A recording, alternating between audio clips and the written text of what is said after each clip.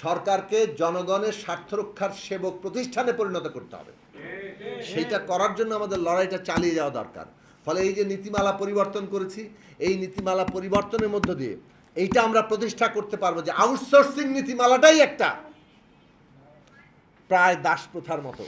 Outsourcing নীতিমালাটাই হচ্ছে একটা মানুষের অধিকার কেড়ে নেওয়ার জিনিস। আউটসোর্সিং নীতিমালাই সরকারের নিজের আইনের পরিপন্থী। কাজে এটা একসময় আমাদের বাতিল করতে হবে। সেই জায়গায় যেতে হলে আমাদের ধীরে ধীরে লড়াইটা করতে হবে। ফলে যতটুকু অর্জন আমরা করেছি সেই অর্জনটুকু ধরে রেখে তারপরে আপনারা দাবি দাওয়া নিয়ে এগিয়ে যাবেন। তার আগেই যদি কেউ মনে করে যে না একবারে আমরা সব পাইতেই হবে, এইটা সবসময় যে খুব ইতিবাচক জায়গা থেকে বলা হয় তা কিন্তু না। এটা অনেক সময় বিভাজন সৃষ্টি করা হয়। অনেক সময় আপনার ভেতরেই বিভাজন সৃষ্টিকারীরা থাকে, যারা কারো একটা উদ্দেশ্য বাস্তবায়নের জন্য এইখানে এসে বিভাজন সৃষ্টি করে তারা নানা রকম কর্মকাণ্ড করবে। আপনারা চিন্তা করে দেখেন, আউটসোর্সিং কর্মচারীরা যদি বিভাজিত হয়, এখন কার লাভ হবে? ঠিকাদারদের লাভ হবে। তাহলে ঠিকাদাররা আজকে আউটসোর্সিং কর্মচারীদের বিভাজিত করার চেষ্টা করছে।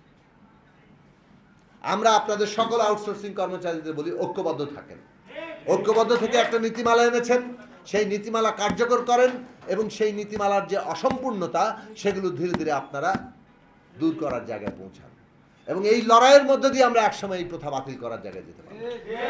সামনে নির্বাচন আসবে এবং সামনের দিনে একটা যদি নির্বাচিত সরকার আসে, তারা এই নীতিমালা পরিবর্তনের জন্য তখন আমরা আন্দোলনে যেতে পারবো, আমরা দাবি দাওয়া পেশ করতে পারবো। এবং এইগুলো আপনারাও যেহেতু ভোটার, এইসব বিষয়ও আগামী দিনে ভোটেরও বিষয় হবে। কারণ কে কোথায় ভোট দিবে না দিবে, আপনি তো আপনার স্বার্থ কে বাস্তবায়ন করবে সেটাকে দেখবেন। সুতরাং ওই জায়গাগুলো আমাদের বিবেচনা রাখা দরকার। আমরা দেখতে পাচ্ছি যে আউটসোর্সিং কর্মচারীদের মধ্যে কতিপয় স্বার্থান্বেষী মহল তারা এখানে বিভাজন সৃষ্টি করার চেষ্টা করছে। সেই বিভাজন আপনাদের কোনো কাজে আসবে না। আমরা সরকারের কর্তৃপক্ষকে বলি, উদাহরণ চান, উদাহরণ দিচ্ছি। এই যে ডিপিডিসিতে আগামী 27-28 তারিখে আবার একটা টেন্ডার দিতে যাচ্ছে, তারা অনেক কর্মচারীদের বাতিল করতে যাচ্ছে। আচ্ছা বলেন তো, বিদ্যুৎ খাতে আপনি একটা লোক 5 বছর 10 বছর কাজ করেছেন, তার যে অভিজ্ঞতা তৈরি হয়েছে, রাতারাতি আপনি কাজ বদলাই দিবেন? মানে তার স্থলে একটা নতুন লোক নিয়ে আসবেন? এত সহজ? সেফ আপনার পয়সা কামানোর জন্য? এটা তো ঠিকাদারদের পয়সার জন্য এটা করা হচ্ছে। সুতরাং আপনারা এই যে নীতিমালা অনুসরণ করেন, নীতিমালা ভঙ্গ করলে আন্দোলন করা ন্যায্য হবে এবং দায়টা কিন্তু আপনাদের হবে।